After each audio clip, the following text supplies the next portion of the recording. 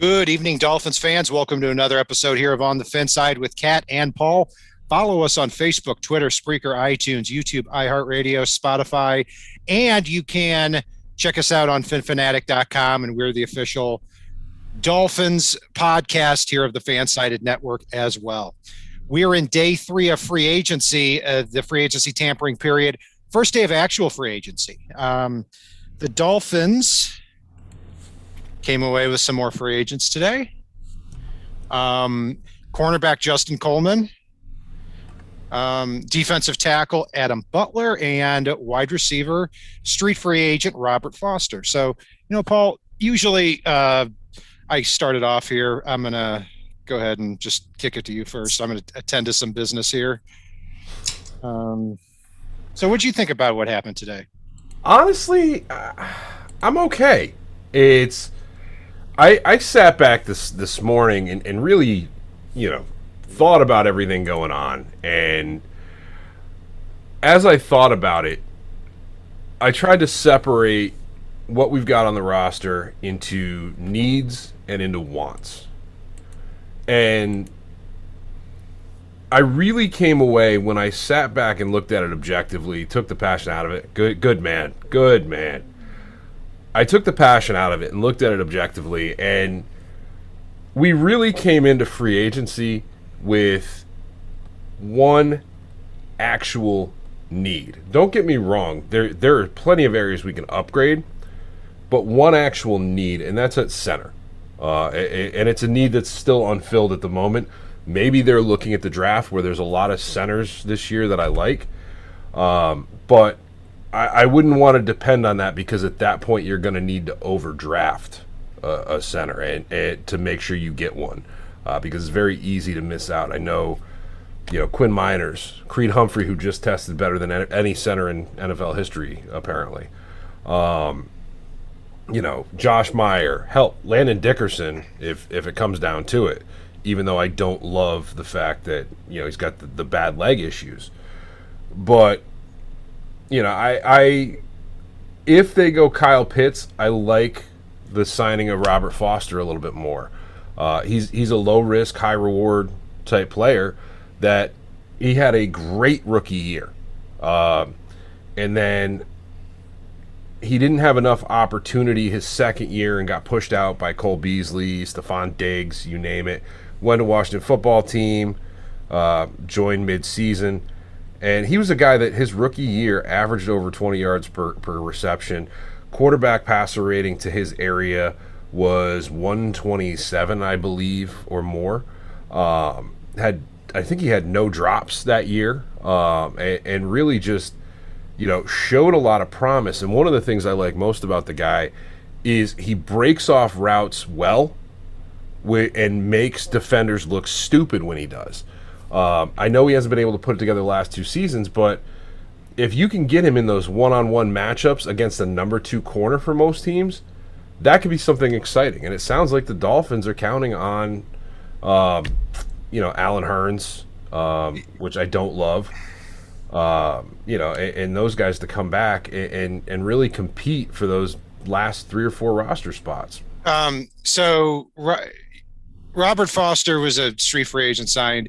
Ran a 4.4 coming out of Alabama. Yeah, had a good yards per carry or yards per catch as a rookie. Had over 20 yards. Wonderful. And yeah, for minimum salary, that's fine. It's a good flyer.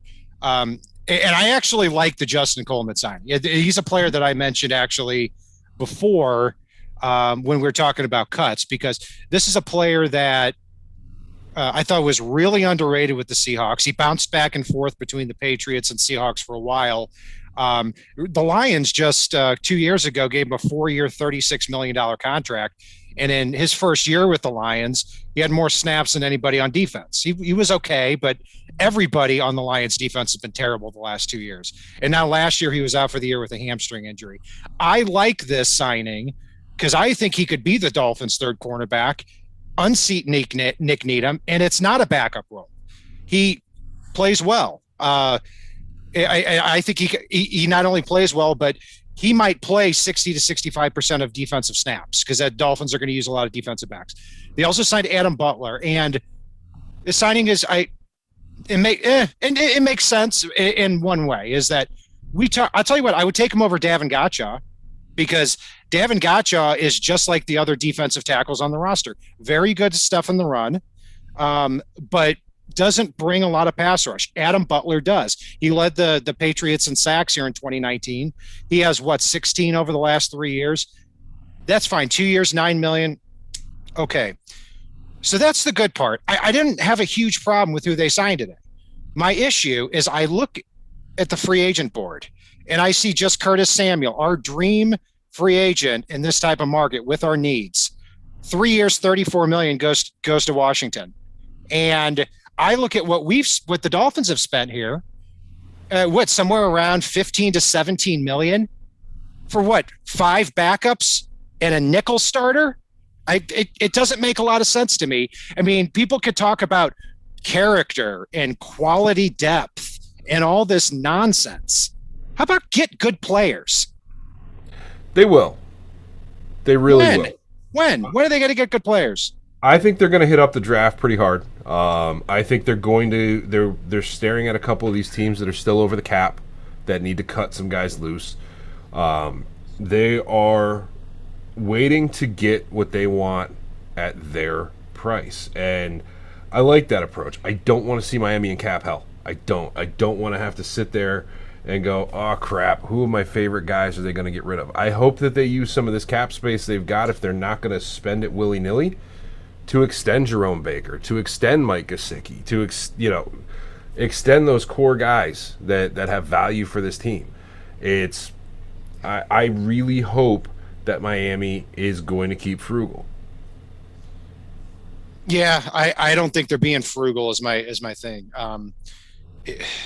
If they had sat out a free agency or largely done so, then I would feel a little bit differently. But I'm trying to wonder kind of what the plan is here, as far as what's going on, because now my fear is that the Dolphins are setting themselves up in a position where they have gaping holes heading into the draft at center, running back, wide receiver, and edge, and defensive end.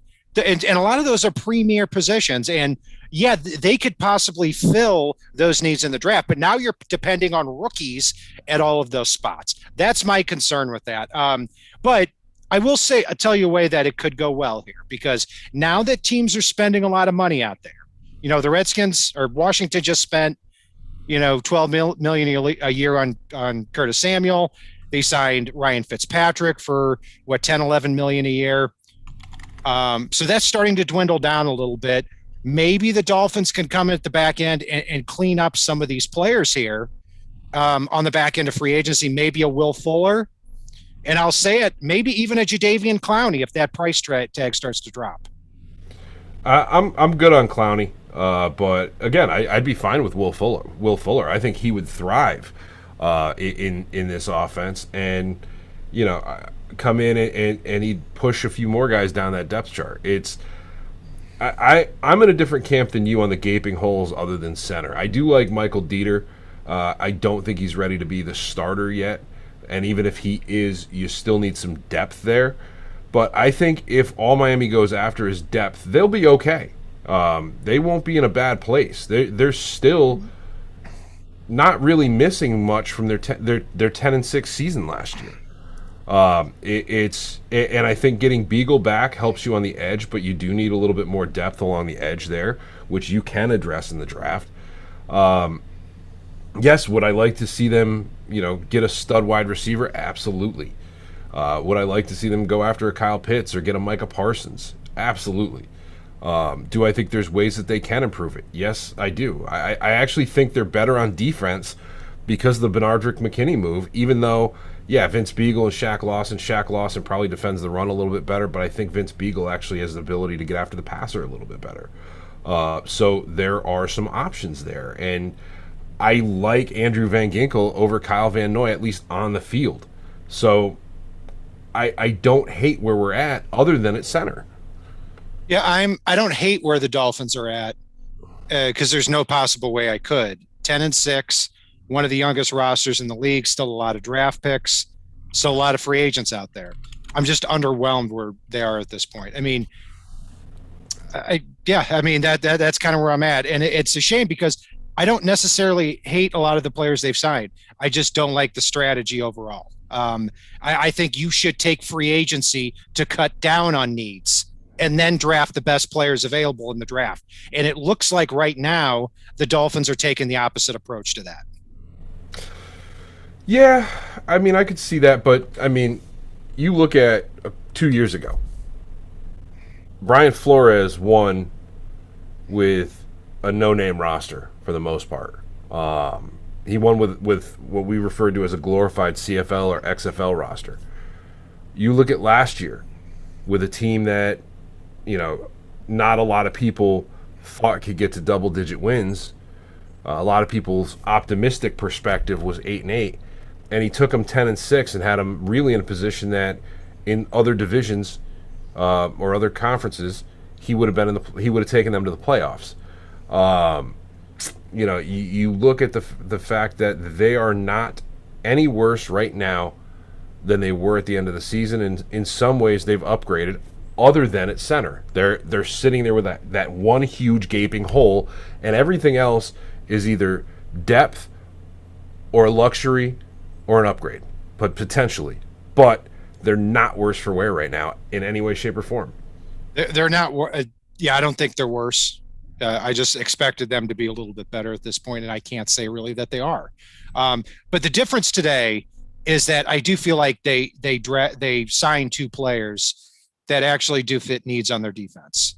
One of which is the nickel back, who's going to play over 60% of snaps if he wins that job, and Adam Butler, who, unlike the rest of the defensive tackles on the roster, can actually create a pass rush from the inside. And I think that is important, because I think what you're going to probably start to see here into the season, depending on who else they add to this mix, is a three-man front a lot of times, with Zach Sealer, Raekwon Davis, Christian Wilkins, and then also Emmanuel Ogbah for a four-man front when that opportunity presents itself. So I think that's a stout unit. I think that can replace what Shaq Lawson did. So, yeah, two pieces here were added to the defense. And one thing that's important on the defense is Brian Flores does earn the benefit of the doubt. I mean, the Dolphins heading into the final week of the season were threatening the league record by going from the most points allowed in 2019 to the fewest points allowed heading into week 17. Obviously, they got steamrolled by the Bills, but at least it was on the table. So, yes, Flores and Boyer get the benefit of the doubt on defense. My concern is those assets may not be able to be allocated money-wise to the offense as we sit here today. It's possible. One of the things that I actually grew to like overnight since yesterday, I want to go back to the Malcolm Brown signing. I think it's a low-risk, high-reward signing. I mean, he's a guy that does have a nose for the end zone, can run between the tackles, be that goal line back, and be everything that they wished Jordan Howard would be last year. And I like the fact that they've got somebody that, when you need 2 yards, can smash it between the tackles. I really do. Especially given the fact that you've got a couple of tree trunks already when you get down in the red zone. And if you've got a back, and really with Ethan Carter in there, who can possibly lead the way for a guy that can smash it up in there, you can threaten with the run now in the red zone. Savon Ahmed, Myles Gaskin, I like them a lot. There's a lot of special things they can do. Patrick Laird actually showed a little bit of chemistry with Tua. But not one of those guys is a guy you're like, all right, get in there. Smash it between the tackles there. Unless Kinley murders somebody on the play, he's probably not going to be able to push a pile. Whereas Malcolm Brown could. And when I saw the contract terms, it wasn't nearly as bad as we thought it might be at first. Yeah, I will say that. It was 1 year, 1.75, fully guaranteed. Yeah. I thought it would probably be about 3.5, given that they signed him this early in free agency. So I don't have as big of a problem as I did yesterday with it, but I just don't think he's a very good player. I mean, I'm sorry, but he's been in the league for 6 years. had his best season last year where he had over 400 rushing yards. Yes, he's got a little bit of power, but I prefer the back that's going to get from point A to point B quickly than somebody that's going to get there slowly and try to steamroll people. And that's the type of player I think Malcolm Brown is. And the bigger thing too is when I get down to it and talk with Dolphins fans about Malcolm Brown is, well, we're going to draft a running back anyway. I agree. We're going to draft a running back anyway, and Myles Gaskin's going to be our second guy. So now we're talking about quality depth with a third running back now. So, yeah, I mean, it's fine. I'm just well. And Kat, let's change gears to something that I know we both liked and we didn't really touch on much last night. I really like the Jacoby Brissett signing. He's a guy that you and I both talked about as a possible target for the Dolphins to come in and be that backup to Tua here going into this season, and they went out and they did it, and it really also palatable terms. It's Miami is basically saying you're going to come in at our price or you're not going to come here, and we're going to find somebody that will. Well, I'll tell you, when you compare Jacoby Brissett to the guy that I suggested, Andy Dalton, Dalton got $10 million and Jacoby Brissett got $5 million. And the reason I looked at Dalton over Brissett not because I preferred him, but I thought Brissett would get far more than Andy Dalton, and it was actually the opposite way around. So, yeah, it's I think Brissett on face value is a bargain. I really do, but again, I take the totality of what the Dolphins have signed, and I would have preferred one or two players, especially when you've got these holes on the roster. I don't mean to keep going back to that, but that keeps going back to the heart of how I feel and a lot of other Dolphins fans feel here in this situation. Yeah, and the good thing there, too, is I think we've got Dolphins fans that are in all the different camps right now, because there's a lot of Dolphin fans that are very happy that Chris Greer didn't just go out and start, basically treat free agency like he was on Oprah. You get a car, everybody gets a car. Like it's he's going out and he's hitting it up. He's not sacrificing the vision or the long-term future of the team for one or two guys, and I don't hate it. I mean, don't get me wrong, I would have loved to get Samuel. I really think he would have been great for this team. I would have loved to get Galladay, even though everyone's like, oh, you can't have Galladay and Devontae Parker in the same universe. You can. Just like you can have Pitts and Gesicki in the same universe. They can coexist on a football field, and you can dictate some matchups with that scenario. I think one or two of the guys that they've signed so far may not make the final roster, and I'm okay with that too. But really, I think Miami's on a delayed free agency right now where they're waiting for guys to get cut, waiting for guys to get desperate and see who blinks first of the guys they like and think can come in and fit their system. And that's not a bad position to be in. And who'd have thought 2 years ago we'd be able to sit here on day one of free agency and go, I wish I got that guy. I wish they got this guy. But you know what? Their holes are pretty full. Yeah, where I sit here today and I kind of think of what the Dolphins' strategy might be long term is, I think they're going to wait for players to get cut. I think they're going to try to get really valuable type of deals. It wouldn't surprise me at this point if we get a few more days along, if Juju Smith-Schuster takes kind of that same 1 year, $8 million deal that Hassan Reddick signed today with the Panthers or Gerald Everett signed today with the Seahawks. You're talking about two of the top players at their position who are younger, who are going to get, if they sign a 1 year deal, they can hit free agency again next year and get another crack at the apple. I know a lot of people don't like Juju. I'm warming up to it a little bit because I think you can have the contested catch guys with Gesicki and Devontae Parker, and then you can have Juju on the underneath routes. And then now you really need to get that fourth guy who can go over the top. So I could see that making a lot of sense. But if they haven't really sniffed around Fuller or Juju, I don't know if they're ever going to come around to that. Yeah, and Fans panel actually had a really good point in the chat. There's a lot of teams that are drying up their salary cap right now. And we all know a team can create cap room at a moment's notice. But I also look at If nothing else, I want to go back on something I said earlier in the show. If nothing else, the Dolphins probably are a lot better today than they were when the season ended. Other than, I'm not going to keep saying other than at the center position. And guys, by the way, keep hitting that like button. Make sure you guys are subscribed. We're going to be here a lot now that the offseason is really getting into full swing. But don't forget the Dolphins had one of the youngest rosters in the NFL last year. One of the most inexperienced, need to go through some growing pains type of rosters. And they didn't really lose any key guys from their young, inexperienced depth that are only going to get better with a full offseason. They didn't have a full offseason last year. It was a bunch of guys sitting in their house, showing up in August going, what now? I can't touch anybody. And they're going to have a very, very good chance of getting that experience and getting that offseason work in. And now they know what's expected of them after they were able to finally get out there last year.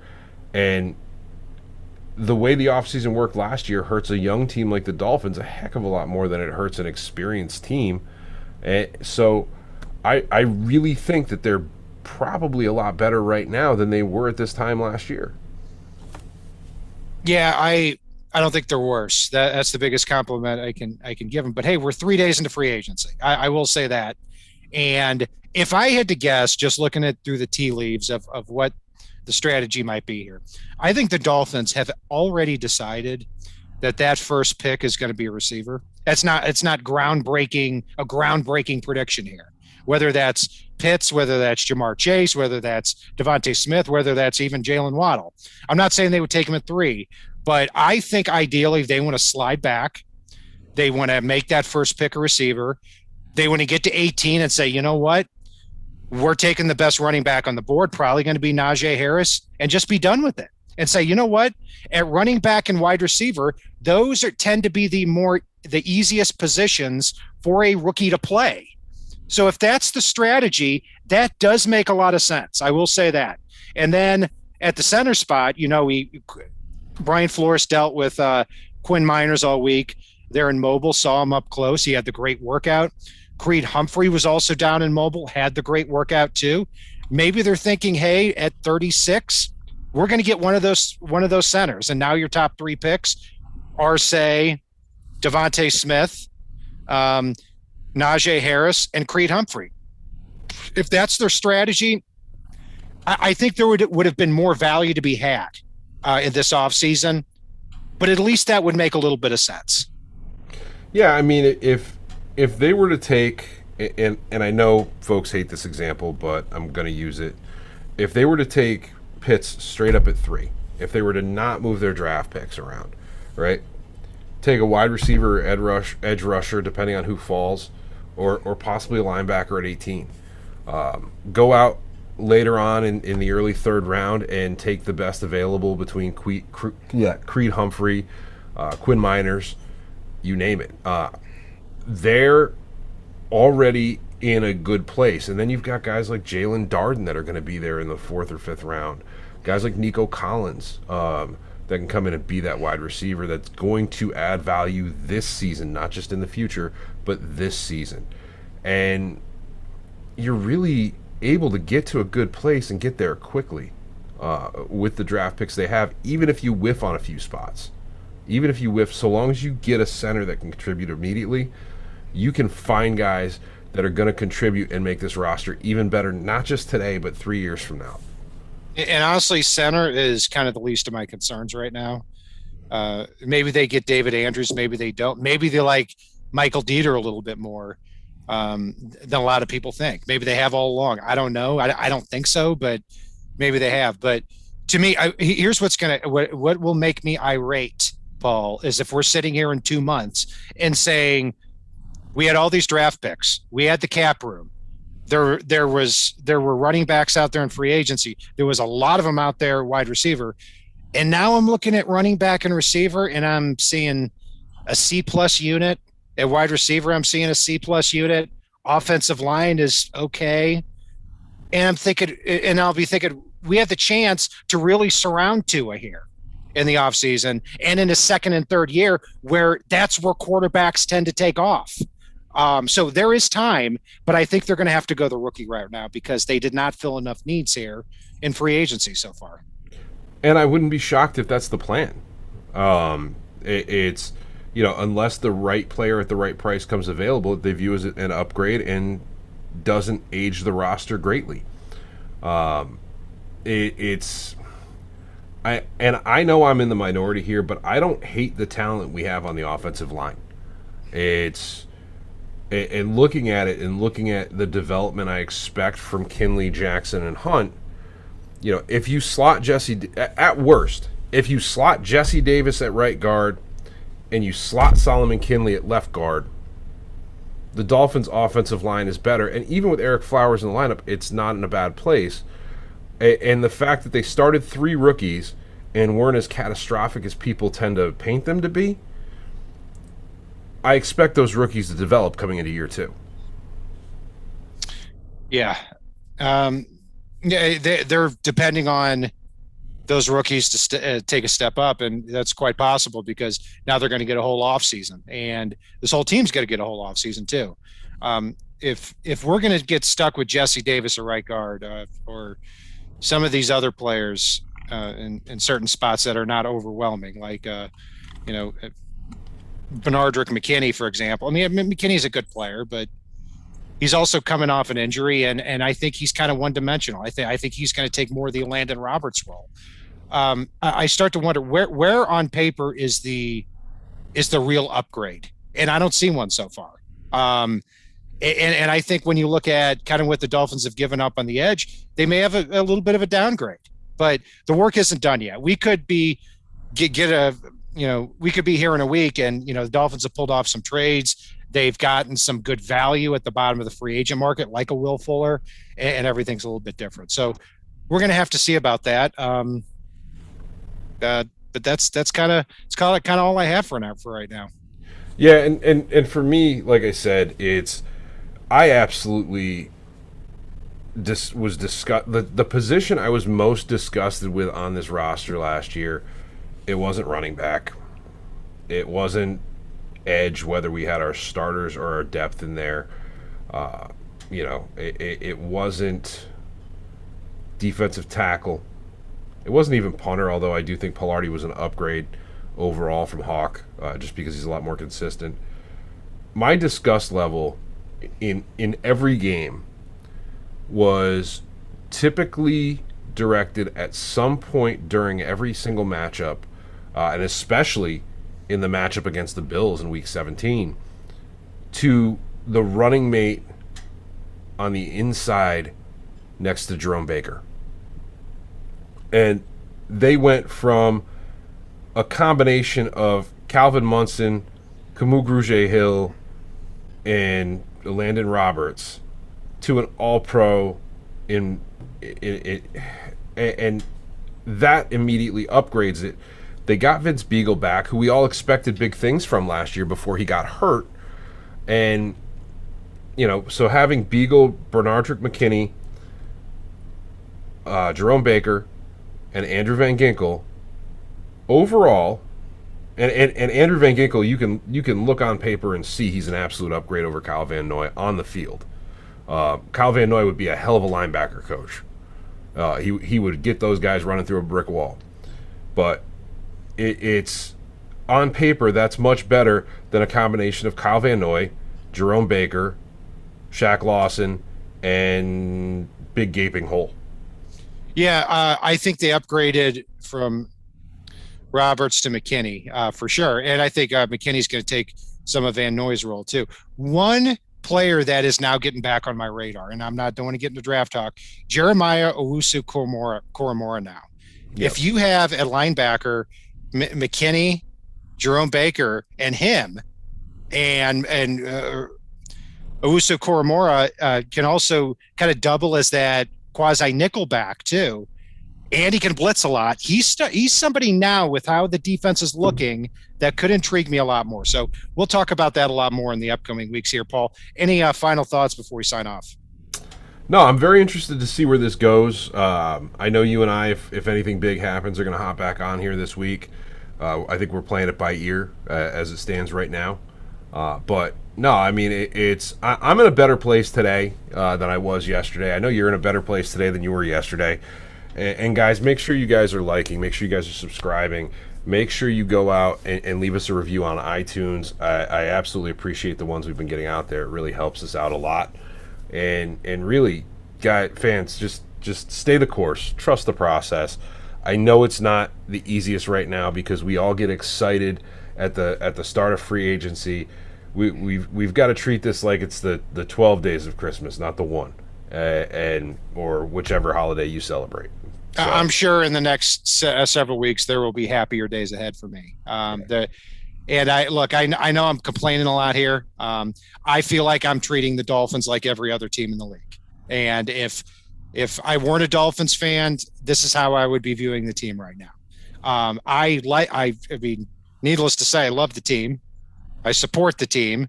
But if I see something that I don't necessarily agree with, I'm going to say that. And we're going to say that on here. So but hey, we could be talking in a couple of days and I think, wow, okay, that worked. I didn't see that coming. So we'll take a look at that. That's going to do it for our breakdown of day 3 of free agency tampering period and day 1 of regular free agent. Day 1 of free agency. Tampering period's over. God, just start it all at one time. Follow us on Facebook, Twitter, Spreaker, iTunes, YouTube, iHeartRadio, and Spotify. I'm Brian Cat NFL. Paul is Fanatic_pick. And we are the official Dolphins podcast for the FanSide network as well as FinFanatic.com. If it's not on the right side, not on the left side, it is on the Fin side.